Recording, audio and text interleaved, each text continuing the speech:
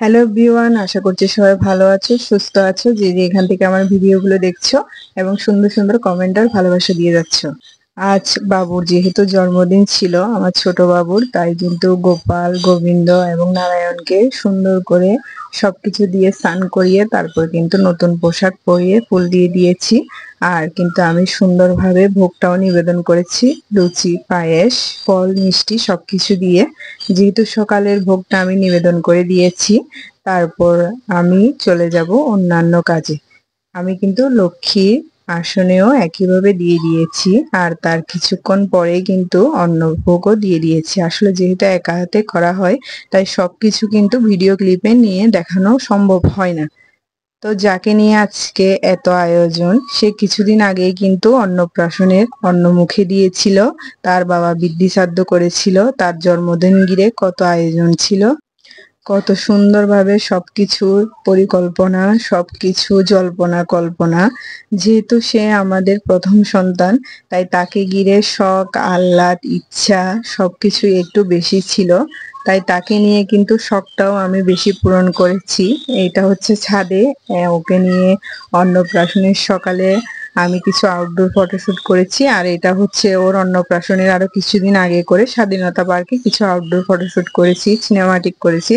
আর এটা হচ্ছে আমার দাদার একটা আশীর্বাদ অনুষ্ঠানে। তো এভাবে করে তাকে বিভিন্ন সময় বিভিন্নভাবে সাজিয়ে ছবি তোলা। সবাই বলে বড় সন্তানের নাকি একটু আদর, যত্ন, ভালোবাসা সবকিছুই বেশি থাকে। এটা কিন্তু অবশ্যই ঠিক, কারণ তাদেরকে ঘিরেই যেহেতু প্রথম মা বাবা হওয়ার যে আনন্দটা, যে কৌতূহলটা, সেটা কিন্তু আমরা প্রথম সন্তানের মাধ্যমে পেয়ে থাকি। তাই আমাদের তাদেরকে ঘিরে কিন্তু অনেক শখ আহ্লাদ থাকে। সবার একটাই প্রশ্ন বেশি এসেছে মেসেঞ্জারে এবং কমেন্টে, ওর জন্মদিন কেন করি না। এটা কিন্তু ওর ফার্স্ট জন্মদিনে আমরা কেক কেটে উদযাপন করেছিলাম আমার বাড়িতে, মানে আমার বাবার বাড়িতে। তারপর থেকে আমরা কিন্তু আর তার জন্য কোনো কেক কাটি না। কেক কেন কাটা হয় না, কিসের জন্য অশুভ, সবাই আমাকে অনেক বেশি কমেন্ট আর প্রশ্ন করেছো, তাদের জন্য আমি উত্তরটা দিয়ে দিচ্ছি। আমাদের যখন ঠিকুজি বা কুষ্টিটা উঠানো হয়, তখন কিন্তু ওর সবকিছু বিচার করা হয়। এটা নিয়ে আমি কারোর সাথে তর্ক বিতর্কে যেতে চাই না, শুধু এটাই বলতে চাই যে বিশ্বাসে মিলাই বস্তু তর্কে বহুদূর। একজন মা বা বাবা কখনো চাইবে না তার সন্তানের খারাপ হোক, তার সন্তানের কোনো আপদ বিপদ হোক। তাই আমরা এটাকে শুধুমাত্র কেকটা কাটা ছাড়া আর জন্মদিনের যত কিছু আয়োজন করা যায় সবটুকু করে থাকি। এখন ওর 3 বছর কিন্তু পূর্ণ হয়েছে, 4 বছর শুরু হয়ে গিয়েছে। আমরা যে ফ্ল্যাটটাতে থাকি, সে কিন্তু সবার ঘরে জন্মদিন হলেই যায়, আর বড় হওয়ার পর থেকে শুধু বলে কেক কেন তার জন্য আনা হয় না।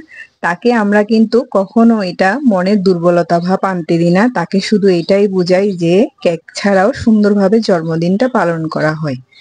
আর ওর জন্য সকালেই কিন্তু আমি গোবিন্দর কাছে যে পায়েসটা নিবেদন করেছিলাম, সেটাই কিন্তু প্রথমে ওকে মুখে দেওয়া হবে। ও সকাল থেকে এখনো কিছু খায়নি।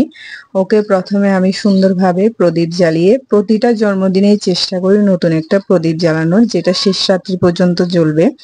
আর লুচি, পায়েস, হালুয়া, মিষ্টি, চকলেট, ও যা যা খেতে ভালোবাসে সবকিছুই আয়োজন করা হয়েছে। আর আমি কিন্তু প্রথমেই গোবিন্দকে যে যে ভোগটা লাগিয়েছি, ওখান থেকে কিন্তু ওর জন্য প্রসাদ নিয়ে নিয়েছি। আর প্রথমেই কিন্তু ওকে মঙ্গল দ্বীপ দিয়ে আমি সুন্দরভাবে আশীর্বাদ করে নিচ্ছি। জানি না এটা কার মতে কি, তবে আমার মনে হয় সন্তানের ক্ষেত্রে কিন্তু অবশ্যই মা বাবার আশীর্বাদ অনেক বেশি প্রয়োজন। জীবনের সকল বাধা বিপত্তিকে পেছনে ফেলে সামনের দিকে এগিয়ে যাওয়ার জন্য অবশ্যই একজনের সন্তানের কাছে তার মা বাবার অনেক বেশি আশীর্বাদ প্রয়োজন। মা বাবা যেটা কাম্য করবে, মা বাবা যেটা প্রার্থনা করবে, সন্তানের ক্ষেত্রে কিন্তু তাই ঘটে থাকে। জানি না কার ক্ষেত্রে কি, আমি কিন্তু এটা খুব বেশি মেনে থাকি।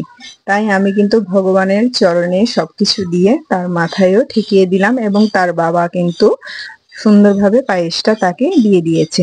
যেহেতু আমরা দুজনেই উপবাস ছিলাম, তাই আমরা মন্দিরে চলে গিয়েছি, কিছু ভোগের এবং পূজার আয়োজন ছিল, সেটা দিয়ে আমরা কিছু মন্দিরে ভিডিও ক্লিপও করেছি। দেখতেই পাচ্ছ, একটু করে ঘুরে দেখিয়েছি।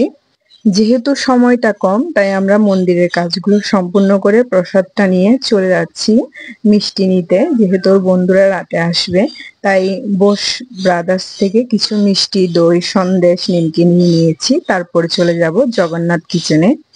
আমরা ঘর থেকে বের হওয়ার পরে জানতে পারি যে আমাদের ঘরে গেস্ট এসেছে, তো আর কি করার, আমরা তাড়াহুড়ো করে প্রসাদটা নিয়ে এখান থেকেও কিছু খাবার নিয়েছি। আর যেহেতু ওর জন্য একটা ফুলের মালা অর্ডার ছিল, সেটাও আমরা নিয়ে নিয়েছি। নিয়ে এবার আমরা চলে যাব বাসায়।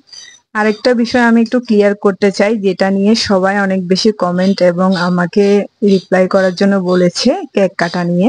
কেকটা আসলে সনাতন রীতিতে আগে প্রচলিত ছিল না, এখন নতুন আপডেট আসার কারণে আমরা আশীর্বাদও কেক কাটতে দেখি, যে কোনো প্রোগ্রামে এখন কেক কাটতে দেখি। কেকটা যে খুব বেশি প্রয়োজন এমন কিন্তু না, এটা শৌখিনতার বশেই কিন্তু সবাই কাটে। এর থেকে কোনো মানে রিচুয়াল বা এটা যে অবশ্যই করতে হবে এমন কিন্তু কোনো বাধ্যবাধকতা নেই। আর এখানে আমের চাটনি আর কাঁঠালের বিরিয়ানি ছিল, পনিরের তরকারি ছিল। আমরা দুপুরের খাবারটা খেয়ে, যেহেতু উপবাস ছিলাম, নিরামিষ খেয়েছি, রাতের জন্য ব্যবস্থাটা শুরু করে দিয়েছি। রাতে যেহেতু ছোট বাবুর বন্ধুরা খাবে, তাই বাসায় এসে ওর জন্মদিনের সবকিছু সুন্দরভাবে গুছিয়ে নিয়ে তারপরে কিন্তু আমি রান্না বান্নার দিকে চলে গিয়েছি। আর আমি বিরিয়ানির রেসিপিটা কিন্তু আগেই শেয়ার করেছি সবার সাথে, এটা আর নতুন করে কিছু বলছি না। আর আলাদা করে আমি চিকেনটাও করে নিয়েছি। আর আমি ওর জন্য আরো কিছু রান্না করেছি। আসলে সবকিছুতে একসাথে করে ভিডিওতে ছোট ছোট ক্লিপ নিয়ে দেখানোটা বা করাটা খুব কষ্ট, যেহেতু আমার পাশাপাশি আরো গেস্ট ছিল বাসায়। নাস্তা দেওয়া সবকিছু একা হাতে। ছাগলের মাংসটা করেছি, এটার একটা ছবি রেখেছি। আর একটা ইলিশ মাছ সুন্দরভাবে ভুনা করেছি। আর কিছু কাঁকড়া নিয়ে এসেছিল, কাঁকড়াগুলোকে কিন্তু আমি তার আগের দিনেই কেটে রেখেছিলাম, যেহেতু ওই দিন একটু কাজ বেশি, একসাথে করা সম্ভব হবে না। কাঁকড়ার ঝালটাও দেখিয়ে দিলাম।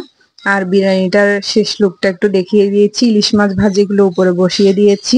আর ওর জন্য চিংড়ি মাছ ভুনা করেছিলাম। মানে ও যা যা খেতে পছন্দ করে সবকিছুর আয়োজন করা হয়, মানে আমার সাধ্যে যতটুকু কুলায় ততটুকুই আমি আয়োজন করার চেষ্টা করি।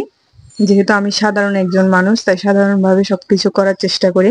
এখানে বিয়ে বা হাই ফাই করে কোনো কিছু করার তেমন কোনো ইচ্ছা বা পরিকল্পনা নেই। তাই খুব সাধারণভাবে সাধারণ ঘরের বাঙালি ঘরের বাচ্চাদের মতোই সবকিছু সাজিয়ে গুছিয়ে, মানে আমার বাবার দিয়ে ওকে খাবার খাইতে দিয়েছি। যেহেতু সকালে বাবা আস্তে আস্তে মে দিবসের যেহেতু ছুটি ছিল, গাড়ির একটু প্রবলেম ছিল, আস্তে আস্তে বিকেল হয়ে গিয়েছে।